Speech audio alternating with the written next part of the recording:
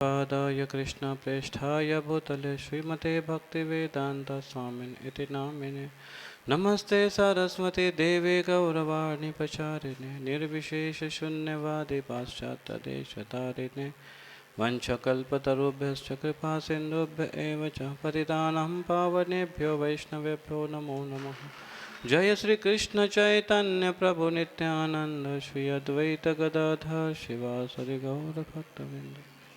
हरे कृष्ण कृष्ण कृष्ण हरे हरे, हरे राम राम राम हरे हरे।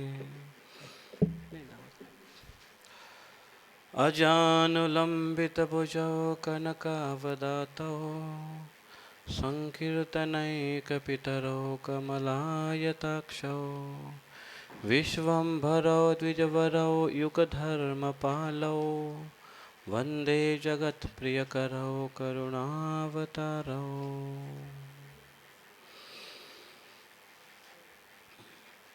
नमस्त्रिकालसत्याय जगन्नाथसुताय च सभृत्याय सुपुत्राय सकलत्राय ते नमः।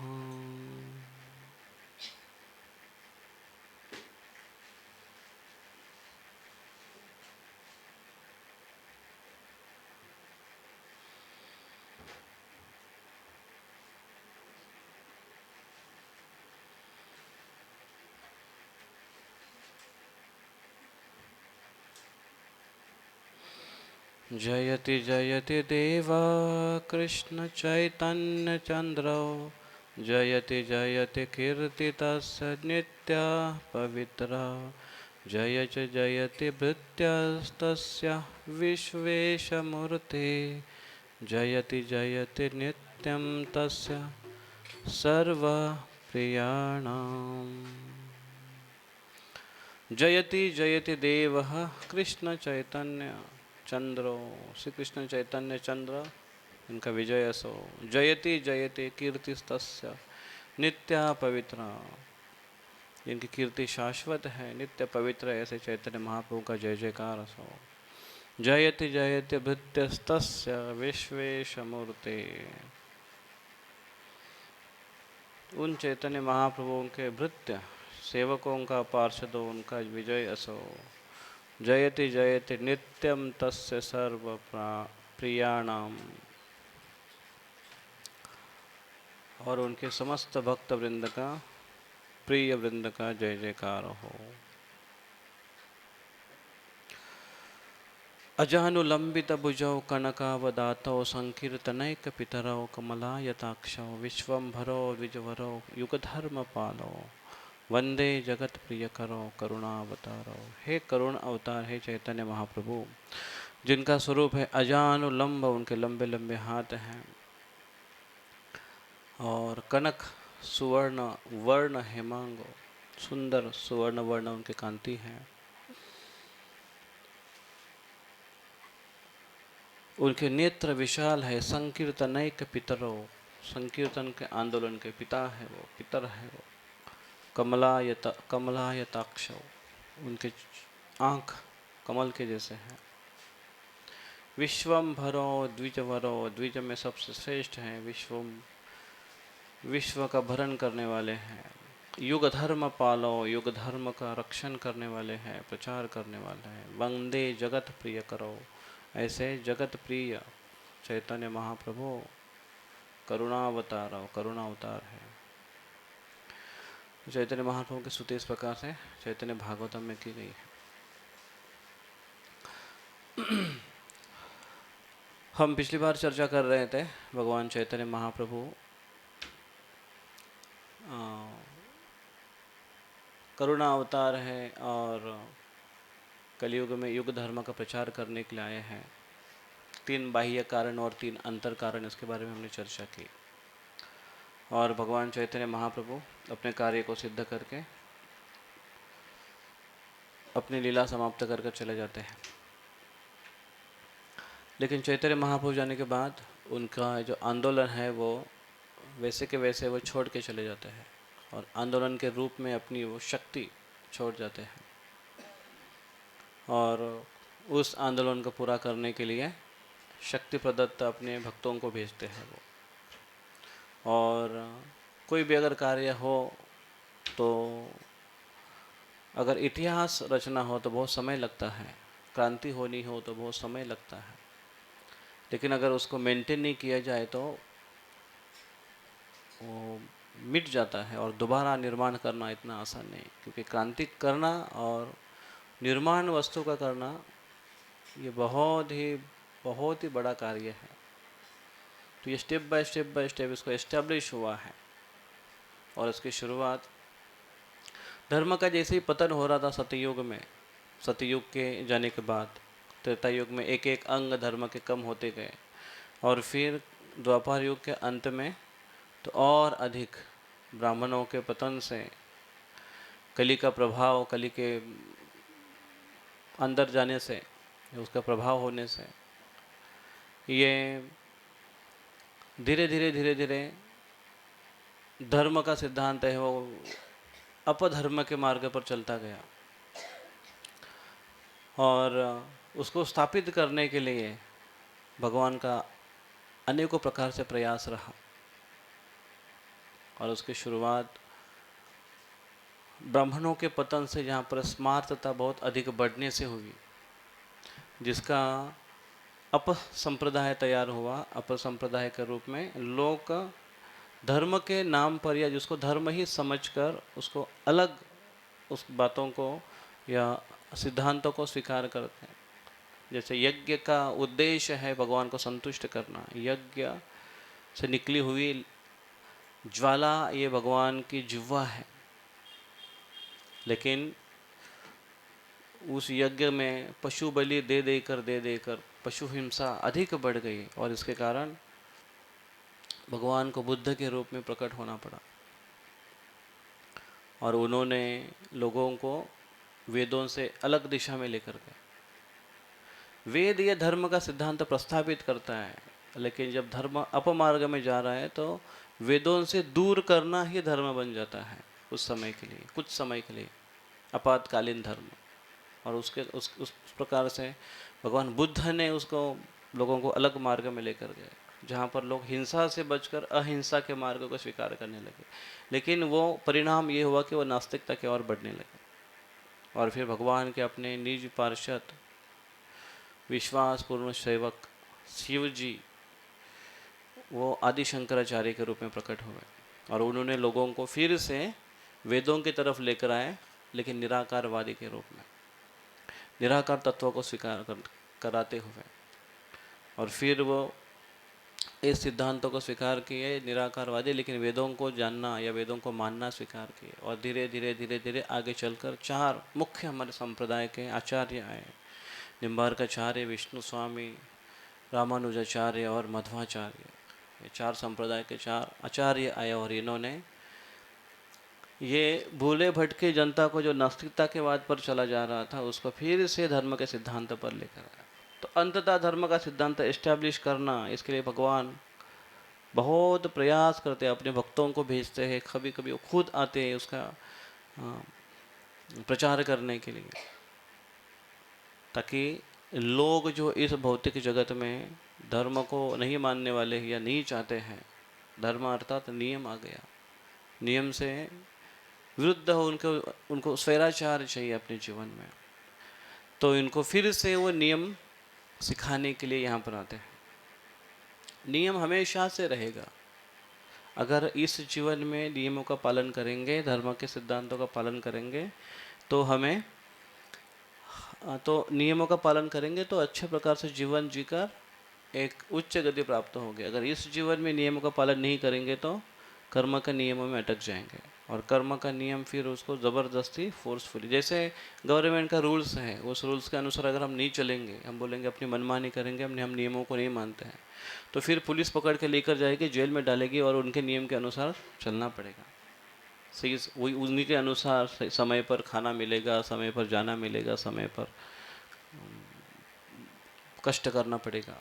तो इस प्रकार से नियमों को सिखाने के लिए वो आते हैं।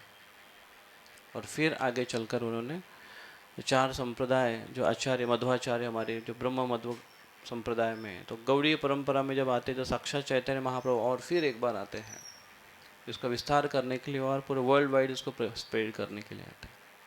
और उन्होंने इसका ये धर्म है जो धर्म अर्थ काम मोक्ष का सिद्धांत है, उससे और परे और आगे एक्स्ट्रा कृष्ण प्रेम प्रदान करने के लिए वो आते हैं, एक्स्ट्रा शिकवन देने के लिए आते हैं, एक ऐसा पंचम धर्म देने के लिए आते हैं। और वो भी एक ऐसे डिस्काउंट ऑफर लेकर आते हैं कलयुग में, खास कर उस समय जब कलयुग का प्रभाव अभी अभी बढ़ना शुरू हो रहा है। ऐसा ऑफर लेकर आते हैं और कहते हैं कि भगवान का नाम लो, आपको कृष्ण प्रेम मिलेगा। और वो खुद चैतन्य महाप्रभु और नित्यानंद प्रभु दोनों साथ में आते हैं, दोनों साथ में आकर हरिनाम को बांटते हैं। तो आचार्यगण कहते हैं कि जीवात्मा जानबूझकर विष खा रहा है। हरि हरि विफले जन्मे गो आई नो, मनुष्य जन्म पाइया राधा कृष्ण न भजिया, जानिया सुनिया विष खाई नो।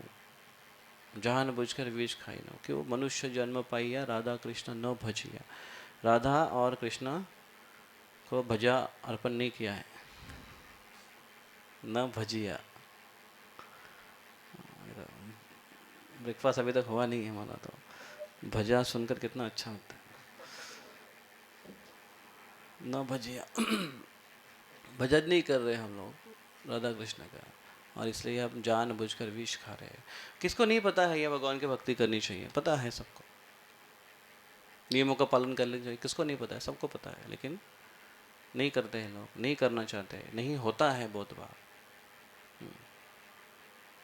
कितनों को लगता है सवेरे सवेरे जल्दी उठना चाहिए एकदम फ्रेश, कितनों को लगता है सवेरे सवेरे जल्दी उठना चाहिए, मंगल आरती में आना चाहिए, कितनों को लगता है सवेरे सवेरे सवेरे सवेरे 16 माला मेरी कंप्लीट हो जाए, है कि नहीं?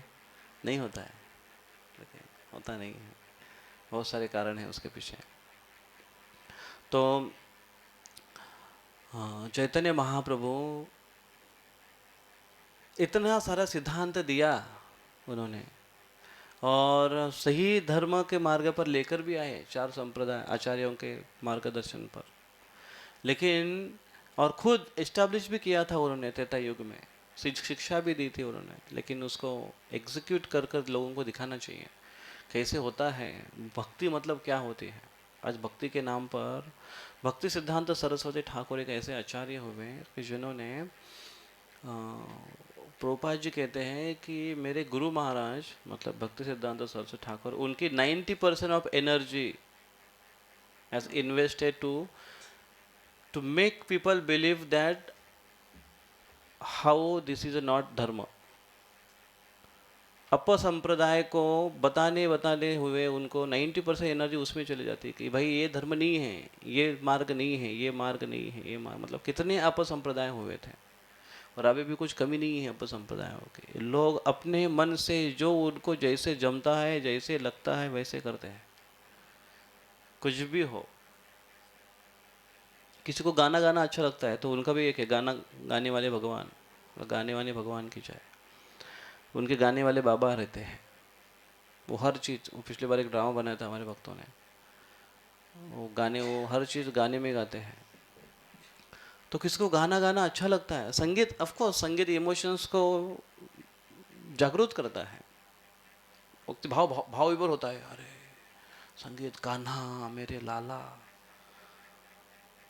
और घर पर आने के बाद सब भूल जाते हैं, वो लाला कहाँ गया, वो कान्हा किधर गया, वो रह गया वृंदावन में बरसाना में। जितना समय वो आधा पौना 1-2 घंटा शास्त्र में बताया। देखिए कभी कभी तो अभी उस दिन हम लोग देख रहे थे, परसों 2 दिन पहले इधर कहीं एक जगह पर रात 12 बजे तक जोरदार उन्होंने ऐसा धमाका किया, बाप रे। और स्पीकर लगाया, अभी अंदर प्रोग्राम में तो अंदर करो, लेकिन लाउड स्पीकर लगाया खिड़की के बाहर, खिड़की पे बाहर लोगों को आवाज़ सुनाने के लिए। मतलब क्या तरीका, क्या ही है। भगवत गीता में कृष्ण कहते हैं या निशा सर्वभूतानाम यस्य जागृत संयमी, या निशा, जो व्यक्ति आत्मसंयमी व्यक्ति का सोने का समय होता है, वो भोगी व्यक्ति का जगने का समय होता है, उसको नींद नहीं आएगी, उसको एकदम फ्रेश लगने लगेगा, जैसे रात होने लगती है। रात के 12 बजे दिन निकलता है और सुबह के 6 बजे रात होती है। आमची मुंबई इतना, मतलब हम लोग सोच रहे थे कि क्या है भाई, ये कैसे होगा। तो क्या वास्तविक धर्म नहीं है, कौन सा मार्ग हमको भगवान तक नहीं लेकर जाएगा, हमको समझना बहुत आवश्यक है, हमको बताना आवश्यक है। और ये सब क्यों नहीं होता है, क्यों समझ में नहीं आता है लोगों को? क्योंकि सिस्टमेटिक वे कहीं से प्रचार नहीं हो पा रहा है। प्रभुपाद जब फर्स्ट टाइम भक्ति सिद्धांत सरस्वती ठाकुर प्रभुपाद से मिले, तो प्रभुपाद ने एश्योर किया कि this mission of Lord Chaitanya Mahaprabhu is in right persons hand. सही व्यक्ति के हाथ में ये मिशन है, जिसका वो सूत्रधार है, मार्गदर्शन कर रहा है। तो उनके, तो ये भी चैतन्य महाप्रभु के मिशन, चैतन्य महाप्रभु ने जो स्प्रेड किया, उसके बाद आचार्यों ने भी उसको धीरे धीरे धीरे धीरे बढ़ाया।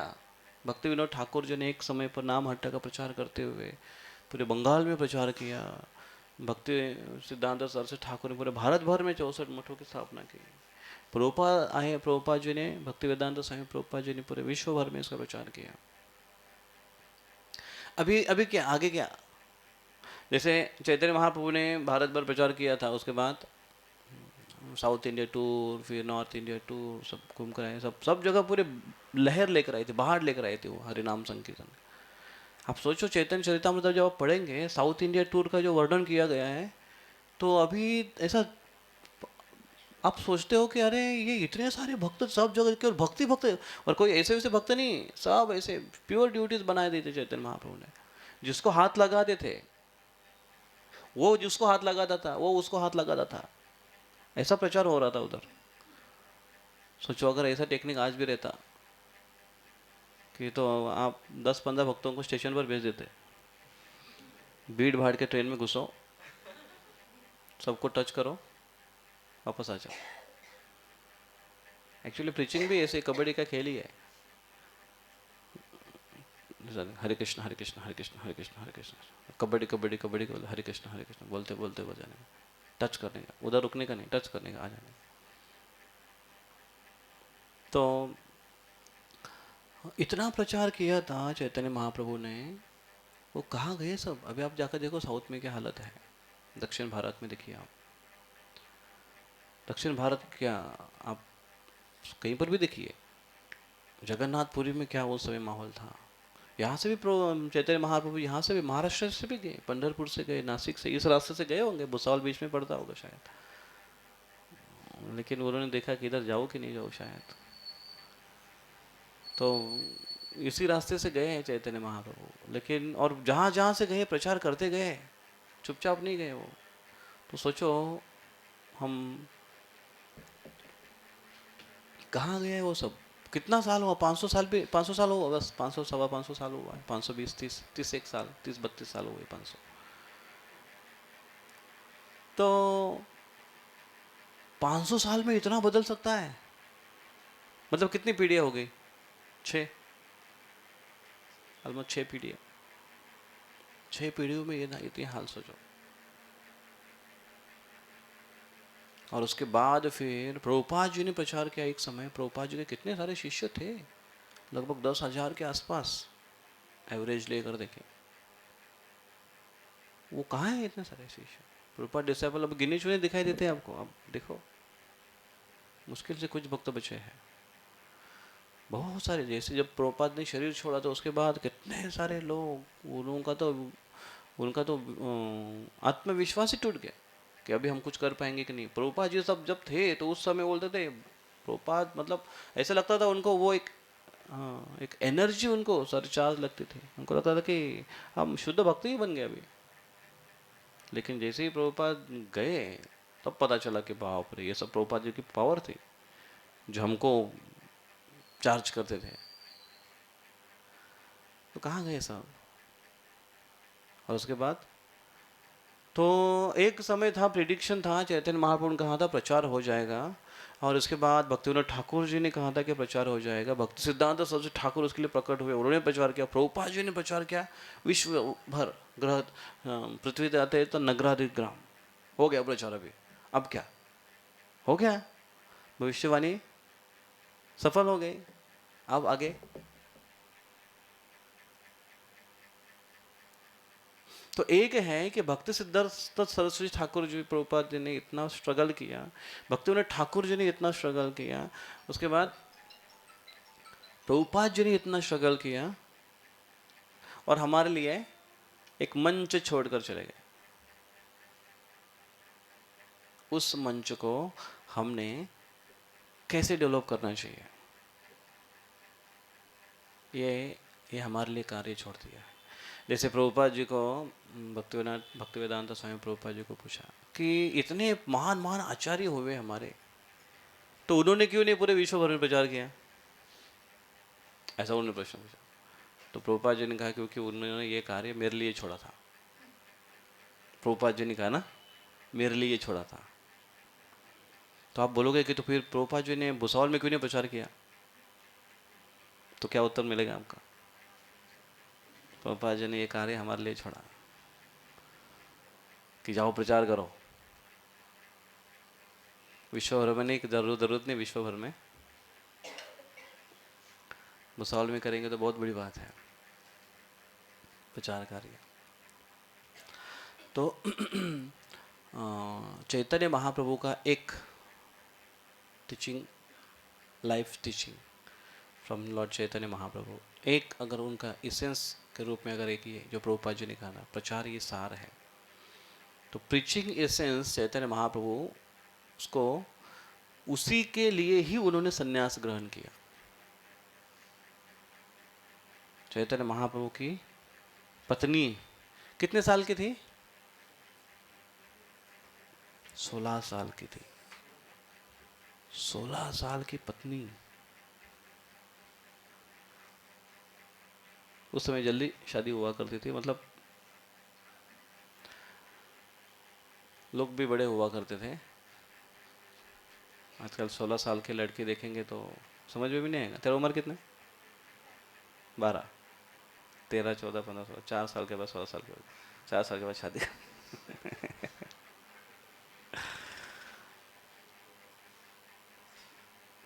वैसे शरीर एसटी भी नहीं रहती लोग की आजकल। तो और बूढ़ी माँ, सोचो बूढ़ी माँ, उनका आश्रय कुछ नहीं, और पति नहीं उनके, मतलब पिताजी नहीं है, पिताजी चल बसे हैं, माँ अकेली है, बूढ़ी है, और 16 साल की यंग पत्नी है, और व्यक्ति संन्यास ले रहा है। क्यों क्यों संन्यास ले रहा है ऐसा व्यक्ति? ऐसा व्यक्ति इसलिए संन्यास ले रहा है,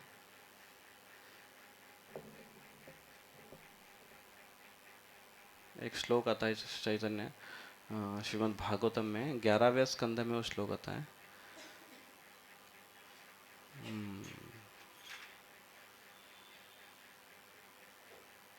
फाइंड आउट करो कोई तो।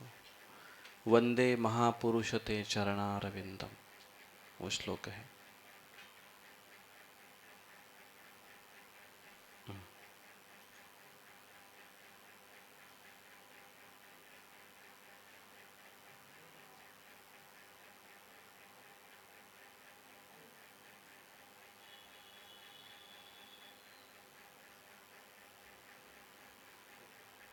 इसमें सर्च का ऑप्शन नहीं है मेरे पास।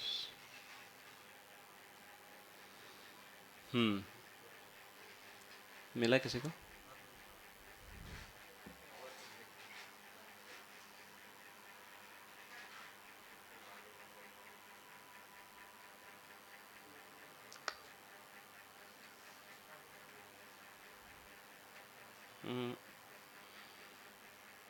ये नहीं हो, इसमें डाला श्रीमद् भागवतम डालता, गूगल पर डाल के देखा क्या? ऐप में डालो, ऐप इसमें भागवतम में देखो। तो वो क्या बताते हैं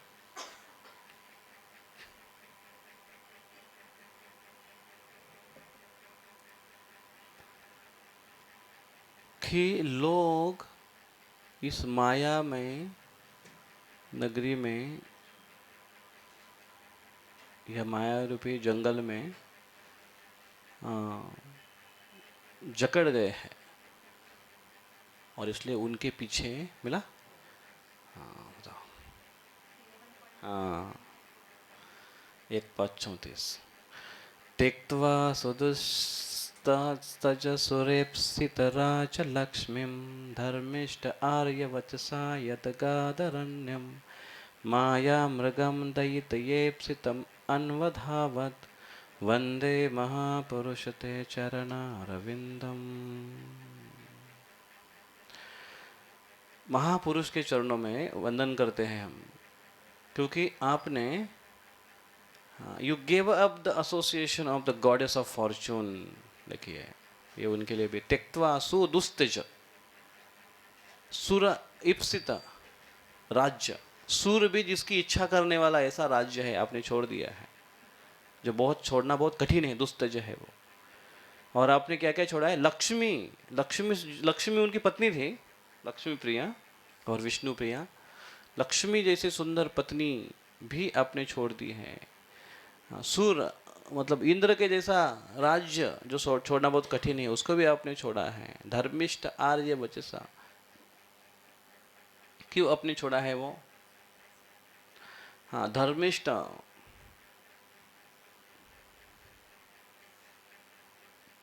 आर्य के वचन के लिए, आर्य वचसा, धर्मिष्ठ आर्य वचसा। हाँ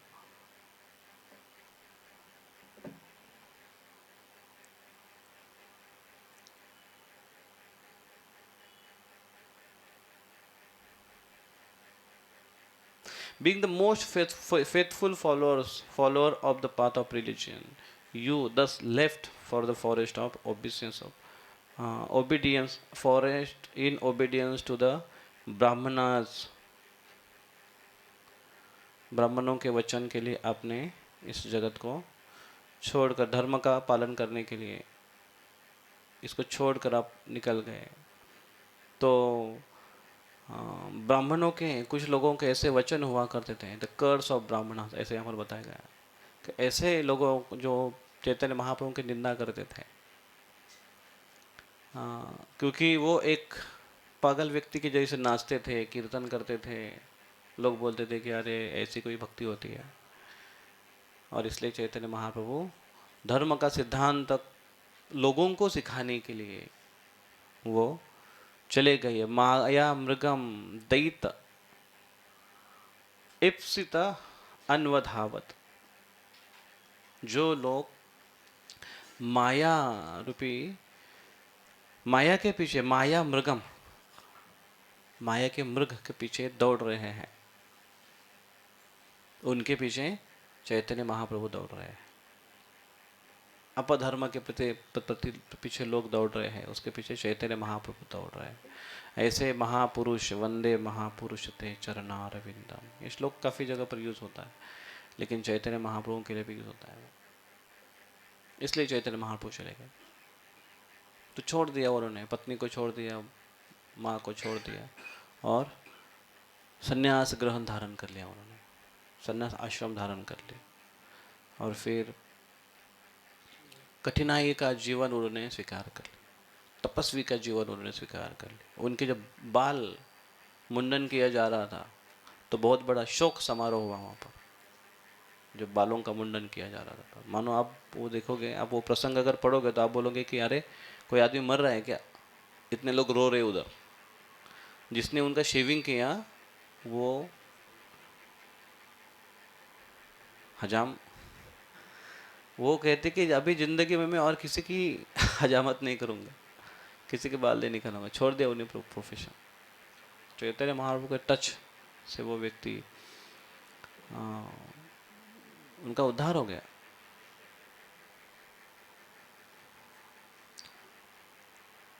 तो उनके बालों की समाधि बनाई गई चैतन्य महाप्रभु की, वो स्थान है कटवा में अभी तक। और चैतन्य महाप्रभु चले गए। और जैसे ही संन्यास लिया, जोरदार वहीं से कीर्तन शुरू किया उन्होंने। जहाँ पर जितने लोग जमा हुए थे सब लोग जोरदार कीर्तन करते हुए आगे निकल गए। तो चैतन्य महाप्रभु इतना कठिन परिश्रम करते हुए उन्होंने लोगों तक ये हरिनाम की महिमा या हरिनाम पहुंचाया। तो प्रचार कार्य के लिए क्या क्या त्यागना पड़ा चैतन्य महाप्रभु को? अपनी खुशहाली, अपना कंफर्ट, अपनी फैमिली लाइफ, बूढ़ी माँ, पत्नी, ये सब त्यागना पड़ा। अपना ऐश्वर्य, अपने सुंदर बाल, अपना मेकअप, सब कुछ त्यागना पड़ा उनको। तो हमको तो इतना त्यागने की ज़रूरत नहीं है। मेकअप फिर भी कर सकते हैं, कोई प्रॉब्लम नहीं। बाल मुंडन करने की ज़रूरत नहीं है। वॉलंटरी करना चाहता है तो वो आ सकता है, नहीं तो बाल काटने की ज़रूरत नहीं है, ऐसे निकल जाएंगे वो। तो और घर छोड़ने की ज़रूरत नहीं है, अपने अपने कंफर्ट जोन में रहकर कर सकते हैं। जितना है बेसिक आवश्यक है उतना। चैतन्य महाप्रभु ने सब छोड़ा। और इस हम अपने जीवन में ये सब करते हुए अगर हम प्रचार कार्य में लगे हुए हैं तो ये सारे जो चैतन्य महाप्रभु छोड़े हैं वहाँ पर थोड़ी बहुत तो घिस पीट तो हो ही जाएगी, थोड़ा बहुत तो निचोड़ा जाएगा ही हमको, थोड़ा बहुत स्ट्रेस तो हो ही जाएगा। लेकिन ये अगर हम नहीं करते हैं तो चैतन्य महाप्रभु के इस मिशन में हम आगे कैसे बढ़ेंगे? इस मिशन में पार्टिसिपेट कैसे होंगे? इस लीला में भाग लेने का अवसर मिल रहा है। चैतन्य चरितामृत खत्म नहीं हुआ है। चैतन्य चरितामृत केवल आदि, मध्य और अंत लीला में ही नहीं है सीमित, क्योंकि चैतन्य चरितामृत मतलब वैष्णवों का प्रीचिंग मिशन, प्रैक्टिस मिशन है चैतन्य चरितामृत में। इसमें अनेकों उदाहरण मिलेंगे आपको, ऐसे ऐसे भक्तों के जो आए उत्साह से, बड़े आगे, बहुत अच्छा प्रचार किया, भगवत धाम चले गए। कुछ लोगों का ऐसे उदाहरण भी मिलेगा, कुछ आए भक्ति में अच्छे थे, भक्ति प्रगति की, कुछ समय के लिए ब्रेक हो गया, फिर से आए आगे भगवत धाम वापस चले गए। कुछ लोग आए, फॉल डाउन हुआ, चले गए, दूसरी सेवा में लग गए, नित्यानंद प्रभु के द्वारा उद्धार हो गए। अनेकों किस्से मिलेंगे। और वही आगे चलकर इस मिशन में आगे चलकर हो रहा है। तो इस पन्ने में सुनहरे अक्षरों में अगर नाम लिखा जाए, ऐसे अगर हमारी इच्छा है, अपेक्षा है, तो मिशन का एक पार्ट बनना आवश्यक है हमारे लिए। अब मिशन का पार्ट बनेंगे। भक्ति सिद्धांत सरस्वती ठाकुर की जो बर्निंग इंटेंस डिजायर थी कि एंड ऑफ द इस दिस अर्थली लीला, उनका जो मैसेज था अपने शिष्यों के लिए, प्रीच प्रीच एंड प्रीच। एक ही चिंता थी कि क्या होगा इस मिशन का, और क्योंकि भक्तगण आपस में फाइट कर रहे हैं।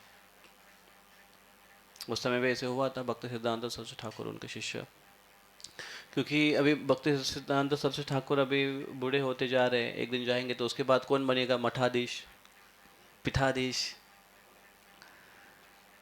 है कि नहीं? हाँ, कौन कौन से मठ का अध्यक्ष बनेगा वो। अच्छा, तो फिर उस मठ में अगर जो है तो बाकी जो लोग थे कॉमन, वो बोलते थे अध्यक्ष जिसको बनना है बनो, हमको कुछ लेना देना नहीं। लेकिन ये मार्बल वाला रूम किसको मिलेगा? अटैच टॉयलेट बाथरूम का रूम किसको मिलेगा? वो गाड़ी है, 4 गाड़ियाँ है, उसमें से नई गाड़ी किसको मिलेगी स्पेशल घूमने के लिए? क्योंकि भक्ति सिद्धांत सरस्वती ठाकुर गाड़ी में बैठकर प्रचार के लिए जाते थे, बड़े बड़े राजा महाराजाओं को प्रचार करते थे, राजा भी उनके शिष्य थे। तो इसके ऊपर से भक्तों के बीच में होड़ थी। तो इसकी चिंता थी गुरु महाराज को, भक्ति सिद्धांत सरस्वती ठाकुर प्रभुपाद जी को उनकी चिंता थी कि भक्तगण आपस में। इसलिए प्रभुपाद जी ने लास्ट में कहा जाते समय कि आप मेरे प्रति प्रेम कैसे शो कर सकते हो? आप आपस में एक दूसरे के प्रति कोऑपरेशन, आप रखोगे तो ये मेरे प्रति आपकी निष्ठा दर्शाएगी। और ये प्रीचिंग का एक पार्ट है। कोऑपरेशन की बहुत आवश्यकता होती है, क्योंकि हर एक भक्त हर एक प्रकार का नहीं होता है, हर एक की कैपेसिटी उतनी नहीं होती है। किसी की कैपेसिटी बहुत अधिक है, उसकी कार्य क्षमता बहुत अधिक है, उसके साथ में अगर दूसरा कुछ हो, दूसरा कोई अगर व्यक्ति हो, तो वो बेचारा घसीटा जाता है। बैलगाड़ी में देखो, एक बैल अगर बहुत मजबूत है और बहुत चल जोरदार निकला, दूसरा बैल है वो बोलता है जाओ थम, वो ऐसा अगर है जाओ चल ठीक है चलेंगे चलेंगे चलेंगे, तो वो बेचारा उसको घसीटा जाता है। तो अब इसमें दो बैल नहीं, केवल बहुत बैल हैं, इसको लेकर चल रहे हैं। इसमें एक फायदा है ऐसे कि 4 बैल में या 10 बैल में एक बैल थोड़ा सा ढीला भी रह जाए तो अपने आप उठा के लेके जाया जाता है, उसको कोई प्रॉब्लम नहीं होता है। लेकिन फिर आपस में ही अगर बाकी बैलों में अगर चर्चा हो जाए कि ये ना कुछ अपना कंधा लगाता नहीं है, देखो ऐसे ही केवल इसका ही बोझा हमको ही उठा के लेके जाना पड़ता है, ऐसा अगर उसके बाकी का अगर सोचने लगा और अगर चर्चा अगर फैलने लगी, तो क्या होगा उससे? वो दूसरे बैल के प्रति हमारी उसको उधर उसके अंदर उनको बीच में रहना मुश्किल हो जाएगा। वो बोलेगा अरे हर कोई आता है मुझे ताना मारता है, मुझे ताना मारता है, अभी नहीं मेरे को जमता है, मैं क्या करूँ? तो एक तो एडजस्ट करके लेके चलो, या तो फिर वो अलग हो जाएगा, फिर वो पीछे रह जाएगा, फिर वो निकल जाएगा आपके झुंड से, फिर नवी बैल रह जाएंगे।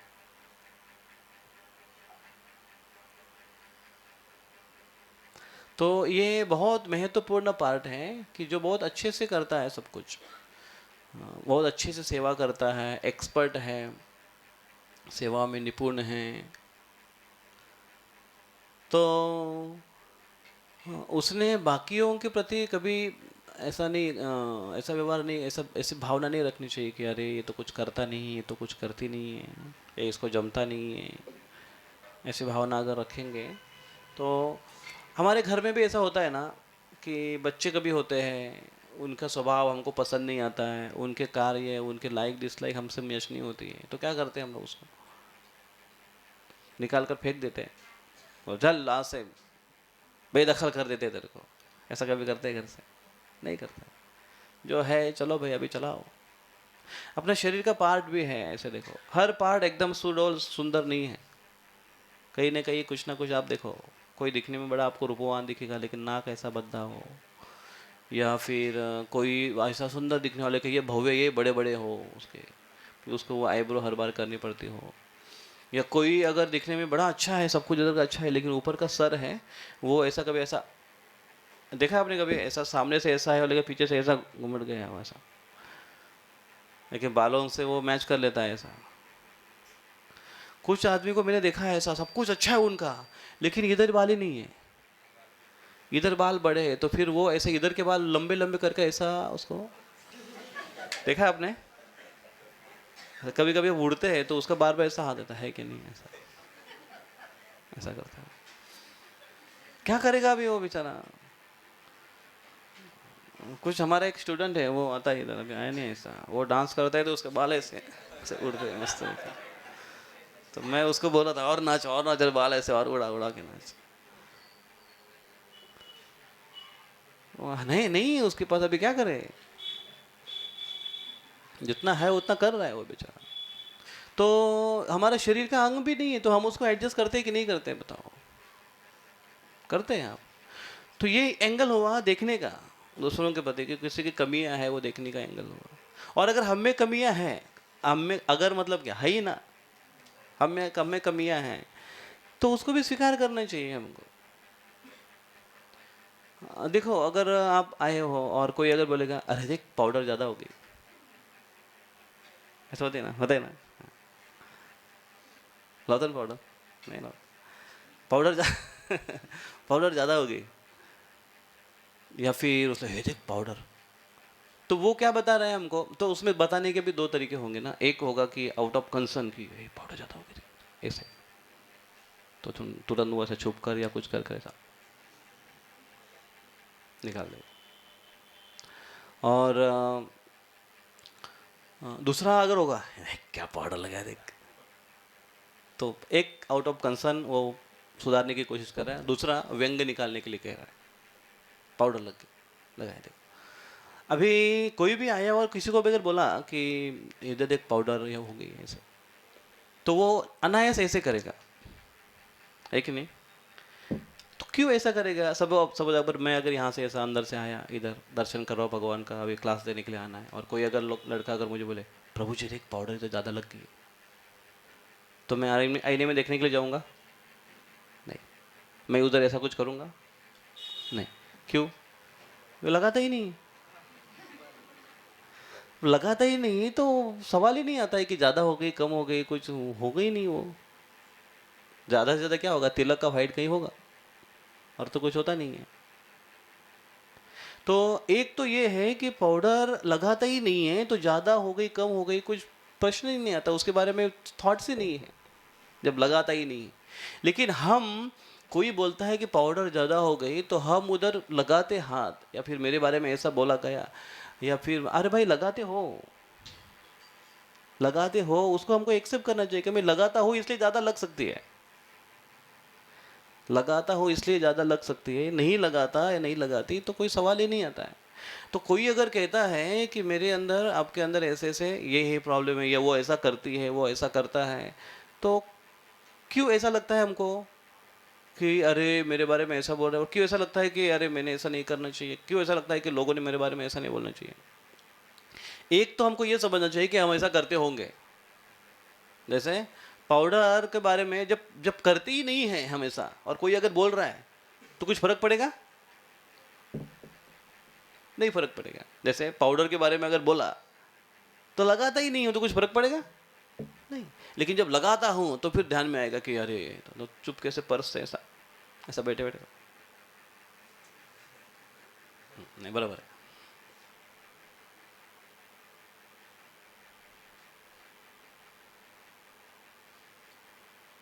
जैसे बड़े प्रोग्राम में आए हो और कभी अवकाली बोलते, उसका अवकाली जानते हैं? अवकाली धोती पहनी हो,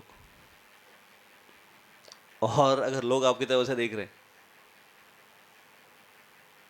तो आप क्या महसूस करोगे? अरे यार सब कुछ मेरे तरफ देगा, सब कोई सब ठीक तो है। कुछ तो दोस्तों को पूछोगे पीछे का बराबर है क्या, निकला है क्या? बहुत बार तो नया नया धोती पहना है तो पैर में ज़्यादा अटकता है ना? अपनी धोती अपने ही पैर में नहीं, अपना ही पैर अपने ही धोती में अटक जाता है, उसी से आदमी लपेट जाता है, गिर जाता है। लेकिन कुछ साल रोज पहनते पहनते पहनते पहनते वो इतना एक्सपर्ट हो जाता है वो, कि कोई अगर बोलेगा भी ए देख वो पीछे देख धोती देख कैसा तेरा हो गया, कुछ नहीं पता है मुझे, अच्छा है, नहीं निकला है, कोई प्रॉब्लम नहीं है। तो आउट ऑफ ईगो एटीट्यूड नहीं है, मतलब ऐसा नहीं कि नहीं मेरे को कुछ, मेरा कुछ होता नहीं है, ये भावना नहीं है। लेकिन उसको पता है कि नहीं ठीक है मेरा धोती, ये ठीक है मेरा, ये पाउडर लगाता ही नहीं, तो कोई सवाल ही नहीं है, कोई बोले या कोई देखे या कोई हंसे मेरे बारे में। तो कोई अगर हंस रहा है, कोई अगर बोल रहा है, कोई अगर देख रहा है, मतलब है हमारे अंदर, तो हो सकता है, कोई प्रॉब्लम नहीं है। तो इसमें बुरा मानने की इतनी क्या बात है? स्वीकार करने में प्रॉब्लम क्या है? स्वीकार करना चाहिए उसको। तो ऐसे ये वैष्णव रिलेशन जब बहुत अच्छे से हो जाए तो ये हमारा प्रीचिंग का सक्सेस है, यश है। और यही वातावरण बनाने के लिए चैतन्य महाप्रभु आते हैं और प्रचार कार्य करते हैं, और हमको ये एक वातावरण क्रिएट करके देते हैं प्रीचिंग में। तो एक हम चर्चा कर रहे थे कि चैतन्य महाप्रभु ने अपने जीवन से प्रचार को कितना महत्व दिया, लोगों तक जाकर हरिनाम पहुंचाने के लिए कितना महत्व दिया, कितना अपना तपस्या किया उन्होंने, कितने अपने कंफर्ट जोन को उन्होंने छोड़ा, ये हम देख सकते हैं। और आने वाले जो आचार्यगण हैं उन्होंने भी इस परंपरा में वो चले, और इन्होंने भी इतना संघर्ष किया, और इसलिए चैतन्य महाप्रभु ने उनको यश दिया। और एक सुंदर ड्रामा बनाया गया था लास्ट टाइम, भक्ति इनका गोपीनाथ की तरफ से, भक्ति सिद्धांत सरस्वती ठाकुर इनके ऊपर। तो उनका जो लास्ट का जो पार्ट था वो सबको ऐसे बता रहे थे इंग्लिश में एक्चुअली वो, तो वो इतना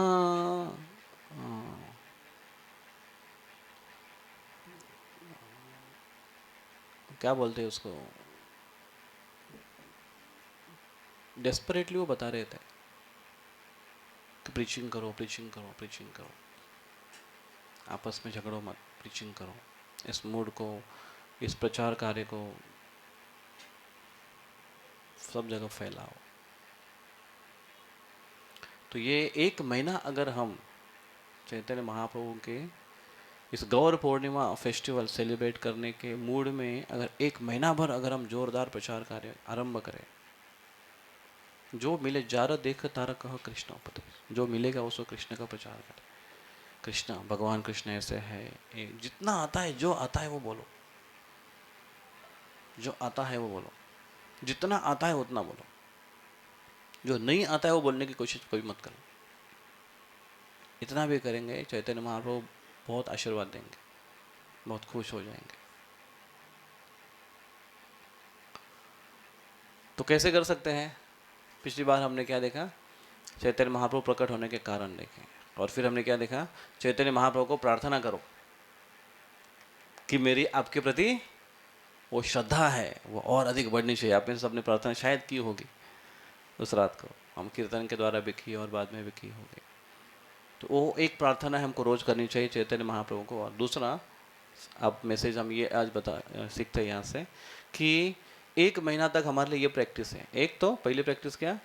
रोज प्रार्थना करो चैतन्य महाप्रभु के प्रति कि आपके प्रति हमारी श्रद्धा और अधिक बढ़े, हम आपको आपके निज स्वरूप में जाने या माने। दूसरा, आज हम क्या ये करेंगे और एक नया सिद्धांत ऐड करेंगे, प्रचार। एक महीना हम लोग ऐसा जोरदार प्रचार करेंगे, जो मिलेगा उसको कृष्ण के बारे में बताएंगे, जो मिलेगा किसी को न किसी उसको बुक्स देने की कोशिश करेंगे, उनको मंदिर का एड्रेस देने की कोशिश करेंगे, उनको प्रोग्राम के बारे में बताने की कोशिश करेंगे, उनको समझाएंगे, ए न के न प्रकार न उसको बताने की कोशिश करेंगे। इससे क्या होगा? हमारी श्रद्धा और बढ़ेगी, जिसके लिए हम प्रार्थना कर रहे थे। पहले बार हमने जो मैसेज लिया, श्रद्धा बढ़ाने के लिए हम प्रार्थना कर रहे थे, ये श्रद्धा हमारी और अधिक बढ़ेगी और चैतन्य महाप्रभु की सेवा हो जाएगी प्रचार कार्य की, जिससे आचार्यों का आशीर्वाद मिलेगा, प्रभुपाद जी का आशीर्वाद मिलेगा, वर्तमान गुरुवृंद का आशीर्वाद मिलेगा, पूरी परंपरा भक्ति सिद्धांत सरस्वती ठाकुर, भक्ति विनोद ठाकुर, गौर किशोरदास बाबा जी महाराज, सबके आशीर्वाद मिलेंगे। तो कैसे करेंगे प्रीचिंग? जो मिलेगा उसको, अगर स्कूल में जाते हैं तो स्कूल के बच्चों को बताओ, कॉलेज में जाते हैं तो कॉलेज के बच्चों को बताओ, अगर गृहस्थ है, गृहिणी है, तो आजू बाजू में कुकिंग होने के बाद जो बैठते हैं एक जगह पर, अड़ोस पड़ोस सब लोग एक जगह बैठते हैं, तो वहाँ पर कृष्ण कथा निकालो, चैतन्य महाप्रभु के बारे में बोलो, भगवान चैतन्य महाप्रभु ऐसे प्रकट होने वाला, ऐसे लीला, भगवान मनुष्य जीवन का उद्देश्य ऐसा है। बड़े बड़े सिद्धांत बोलने की जरूरत नहीं है। श्रद्धा बढ़ाने का अर्थ है, एक अपराध है, देखो इस नाम अपराध में एक अपराध है कि अश्रद्धालु व्यक्ति को हरिनाम के कुछ नहीं, श्रद्धा चौधरी कहाँ से आ जाएगा?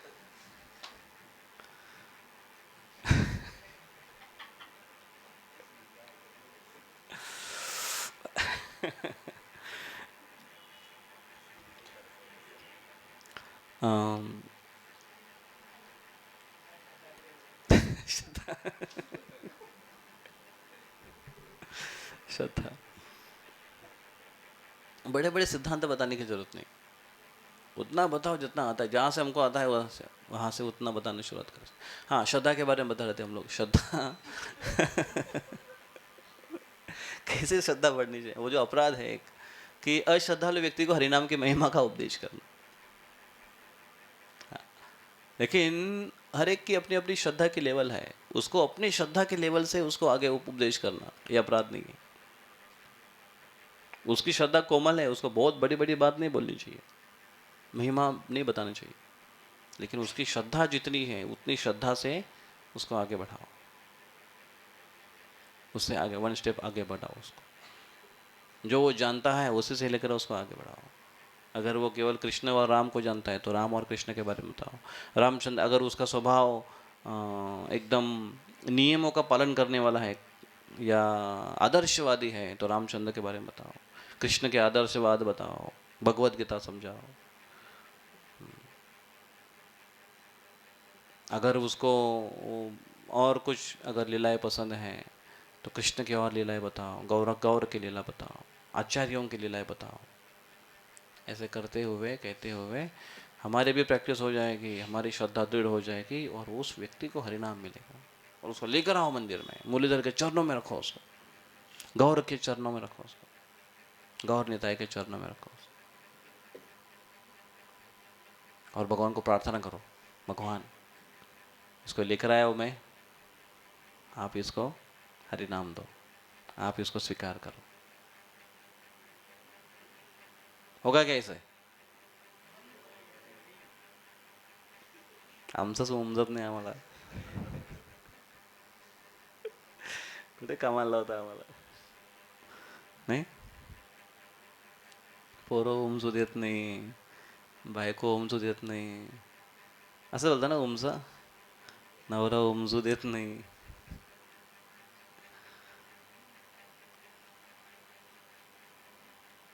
नहीं, बिजनेस उमजू देत नहीं. तो भगवान को प्रार्थना करो, भगवान तेरा बिजनेस कम हो जाए ताकि टाइम मिले आपकी सेवा में, या फिर हमको बोलो हम प्रार्थना करेंगे. एक वक्त ऐसे वो दुकान बहुत गिराइक आ रहे, प्रभु जी का उमजो देत नहीं, वो गिराइक उमजो देत नहीं, मतलब उसको बोला प्रार्थना करता हूँ भगवान को गिराइक कम आ जाए थोड़ा. हो बोला नहीं नहीं ऐसा नहीं, ऐसा प्रार्थना मत करो.